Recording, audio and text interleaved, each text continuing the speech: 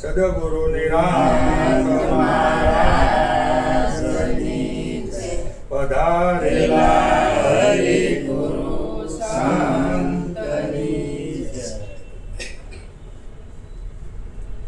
સદગુરુનું શરણ જેને મળ્યું હોય એને પછી કહેવાનું હોય કઈ બાકી પણ એની મારી પાસે રહેવાનું હોય ખરું.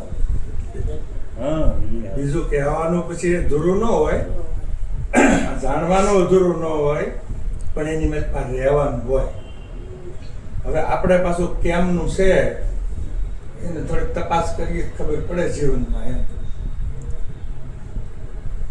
તપાસ કર્યા વગર તો શું ખબર પડે? તો કે બરાબર છે સાહેબ, બાપુ બાપુ જવા જોઈએ કે નદીના પાણીની જેમ વયું જાય એવું બધાયનું જીવન નદીના પાણી જેવું જાય એવું ગુરુના બાળકનું ના જવું છે. ગુરુના બાળકનું કાંઈક તો થોડુંક તો નિશાન હોય ને, એમ કે ભાઈ આ ગુરુનું બાળક છે. એમ જેને સદગુરુનું શરણ મળ્યું હોય તો એની નિશાની હોય તો હમણાં જો એવા કોઈ ગુરુમુખી હોય, કોઈ મહાપુરુષ હોય, એ જાણી શકે કે આની માથે કોઈ સમર્થ સંત છે. હા, ઈ જાણે. એ તો જાણેલા હોય એ જ જાણે ને, નો જાણતા હોય તો કરી શકે ભાઈ. હા, એટલે એ આ તો ઓલા પરથીરામ બાપુ કહેતા હતા એક વખત કે અમારી બાજુ છે ને બધા તબેલા વાડીએ વાડીએ રાખે, પેલું નીણ પૂળો વ્યાવો ન પડે એટલી હાટે. અને પછી વાડીએથી માલ દોઈને અને ઘરે લાવીને ગામમાં આવીને ભરે. એક બેન ભેહું દોઈને આવતા હતા ને, જે પછી એમાં એક દારૂડિયો હમો મળ્યો. એ લથડીયું ખાતો ખાતો આવતો હતો એટલે એને ખબર પડી ગઈ બેનને કે આ પીધેલો છે. એટલે એણે શું કર્યું, જે કેળી એને આવતા હતા ને એ કેળીએ તો ભાઈ આવતો હતો એટલે એણે એ કેળી હમુકલી મૂકી દીધી અને આમ થઈને 3 શેડા ફરીને આવ્યા. અને પછી એ આવ્યા ને આ ભાઈ અમને વયો ગયો સીધો. હવે દારૂડિયાને દારૂ પીધેલો હોય તો ખબર પડી જાય કે આને અમલ સડેલો છે બરાબરનો. કેવું ના પડે. તો સદગુરુના બાળકને અમલ સડ્યો હોય તેનું કઈ પ્રમાણ જ નહીં હોય. પ્રમાણ તો હોય જ ને. એટલે એમ કાંઈક તો જગત કરતા જુદું પડવું જોઈએ એમ મારું કહેવાનું ટૂંકમાં. હા, થોડુંક એનું જીવન જે જગતમાં જે લોકો જીવે છે એના જીવનમાં ને ભગતના જીવનમાં તો એટલો તો ફરક હોવો જ જોઈએ. એટલે ઓલા બેનને કેમ આગેથી ખબર પડી ગઈ, એમ મહાપુરુષને આગેથી તમારી વાણી, તમારું વર્તન, તમારું વંદન, તમારો વિવેક, આસાર વિચાર, હાલ ચાલ, આ બધું જોઈને મહાપુરુષને કહેવું ન પડે એમ ખબર પડી જાય કે ભાઈ આની માથે કોઈ સમૃદ્ધ સંત છે. જો આ બધી વસ્તુમાંથી એકેય વસ્તુ આપણામાં ન હોય તો આપણને સદગુરુ મળ્યા તોય હું, આપણે શરણ લીધું તોય હું, અને ન લીધું તોય હું. તો બધું સરખું જ ને. પછી ગુરુમુખી કે વગર ગુરુમુખી, લાગે મળ્યા ને ન મળ્યા, હીરે વગર જઈએ એને જેવું થાય પછી. એટલે આ તો ખાલી ફેરો ન જાય એટલે મહાપુરુષો આપણી માથે આવી મહેર દયા કરતા હોય. હવે મહાપુરુષોની તો મહેર છે ને દયા છે ને એનો ભાવ છે, બધી જ વાત છે. હવે આપણે હવે શું કરવાનું?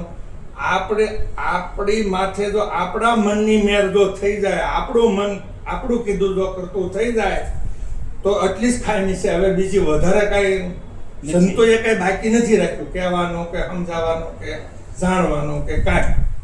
પણ જો આપણું મન આપણું કયા ગરું થઈ જાય અને જે શાસ્ત્રો કહેતા હોય, સંતો કહેતા હોય, મહાપુરુષો કહેતા હોય એ રસ્તે જો આપણું જીવન જાતું હોય તો વાત બરાબર છે. નહીંતર તો પછી બધું બહુ અઘરું. આપણે એક બેન બરાબર રોટલા ઘડવા બેઠા અને ઘી ખૂટી ગયું કે પછી રોટલા બે ફીડ્યા ને પછી સોપડવાનું છું ત્યારે જોયું ત્યારે દણ ઘી નહીં. કે હવે શું કરશું? તો એના ઘરવાળાને કીધું, સાંભળો કે આલ્યો એને શેરની બરણી હતી તે આપી કે ઘી લઈ આવો. ત્યારે કે ક્યાંથી લાવવાનું? ત્યારે કે ઓલા શેઠને ત્યાંથી આપણે વારા ઘડીએ લાવી નાખી. કે સારું. તે પછી ભાઈ શેઠની દુકાને ઉપડ્યા બરણી લઈને. ત્યારે શેઠે નવરા નહોતા, એને હામટા ઘરાક હતા. તરકે વારે વારે બેન આવે છે ને તમારો વાર પડ્યો આજ તરકે આજ બરોબર એને ભૂલાઈ ગયું ને રોટલા ઘડવા બેઠા ને કે મારે રોટલા ઘડતા ઘડતા નથી જવાનું કે ટીવી લઈ આવો કે હું લેવા આવ્યો. તો કે જો ઓલા ડબ્બામાં ઘી છે ને પણ એ કાંટો છે તમારા છે લઈ જાઓ. તો કે સારું. ત્યાં તો સીધી ઓલી બરણી મૂકી કાંટામાં અને એક કોઈ 500 તોલું મૂક્યું, 500 ગ્રામ ઘી લાવવાનું હતું. એક કોઈ બરણી મૂકી, બીડા ઘી નાખવા આમ નમતું થઈ ગયું એટલે વાળી દીધું. અને પછી ઘી લઈને વહી આવ્યા ઘરે. ઓલા બેન પાછો રોટલો સોપડવા ઢાંકણ ઉગાડી દે. એટલે વારા ઘડીએ તો આખી બરણી ભરાઈને આવે છે. તમે કેમ એમ કે એટલું કેમ વસ્તુ એટલું બધું આવ્યું? ત્યારે કે મને શેઠે કીધું કે જો ઓલા ડબ્બામાં ઘી છે ને અહીંયા કાંટો તાજવા છે તમારે છે જોખી લો. કે હું જોખીને લાવ્યો એ કે ધડો વાગે તો કે જોખીને લાવ્યા તા કે હા. તો કે હું વારા ઘડીએ જોખીને લાવું કેટલી જ બરણી જોડી છે, આ તો કેટલી બરણી જોડી છે ના શેરની બરણી છે એટલે આમાં કઈ ભૂલ છે કે હે? તો કે હા. તો કે તમે ધડો બાદ કર્યો તો? તો કે ઈ હું અરે કે ખાલી બરણીનો ધડો પહેલા કરવો પડે પછી તોલું મુકાય કે ઈ તો કર્યો નતો તો પછી ખોટ જાય કે ન જાય? એમ જો ધડા વગરનું જીવન સાતું હોય ને તો જબરી ખોટ છે. ઈ ખોટ કોઈ પૂરી નહીં પડે. આ જીવન જે હોયું ગયું પાછું આવવાનું, ઓવરનો પર હોઈ ગયું પાછો આવે નહીં. અને સાંજે આવવાનો છે એની ખબર છે? કેવો આવવાનો એ ખબર નથી. તો શું સુધારવાનું છે હવે? વર્તમાન. હાલમાં જો વર્તમાન સુધરે તો આગળ પાછળનું બધું સુધરી જાય એવું છે. ભલે વારનો પર ગયો એ સમય એમ જ ગયો, પણ હજી એને સુધારવો હોય તો એક જ રસ્તો છે કે મારે તમારે વર્તમાન સુધારવું. વર્તમાન જેનું સુધર્યું ને એનું બધું સુધર્યું, અને વર્તમાન જેનું બગડ્યું એનું આખું જીવન બગડ્યું. હવે આપણે બધા મહાપુરુષો જાજા છે અને આજ મારે વગાવેલા કે એમ વ્યાત આવ્યો છે કે કેટલા ટેમ થી આવ્યા નથી. ના ના ના એટલું તો બસ. ભજન બોલો, ભજન બોલો. બોલો સદગુરુ મહારાજ. મને સદગુરુ મળ્યા પૂરા રે, અગમની ગમની ગમ લાગી. મને સદગુરુ મળ્યા પૂરા રે, અગમની ગમની ગમ લાગી. મને સદગુરુ મળ્યા પૂરા રે,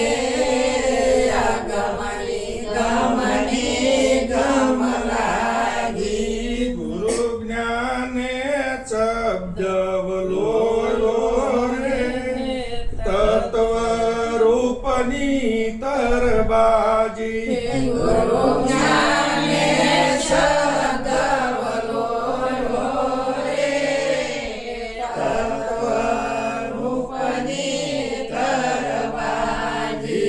તે કર લેવાને કાજે રે, વિવેક કરીને વિસાર્યું.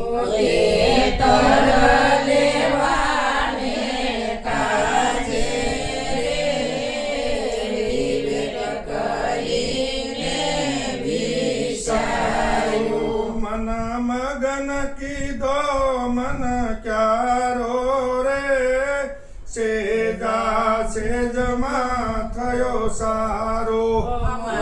મગન કીધો મન ક્યારો રે, સેજા સેજમાં થયો સારો.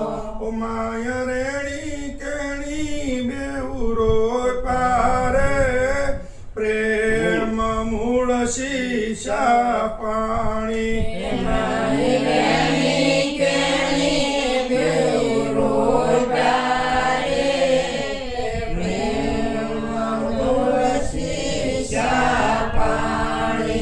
બેવું એક મળીને ઉજારે, વધવેલાની મંડાણી.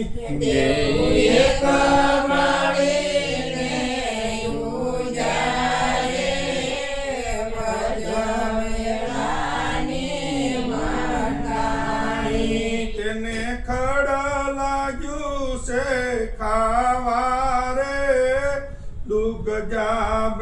શાંતિ બહુ વ્યાપી એને કળ લાગ્યું છે ખાવા રે યુગ જાગંતિ બહુ લાવી ગુરુ ગમ કોદાળે ગોળ્યા રે મૂળ ચહિત નાખ્યા કાઢે ગુરુ ગમ કોદાળે ગોળ્યા રે મૂળ સહિત નાખ્યા કાઢી ખડતળિયો ને વેલો બરમ્યો રે યરદયુરદમાં જઈવા જો કડકયું ને વેલો વરમારે યરદયું રદમાં જઈવા જો કહે દાસની રાત પરમાત્મા રે સત્ય સ્વરૂપ સાસો લાજો કહે દાસની રાત પર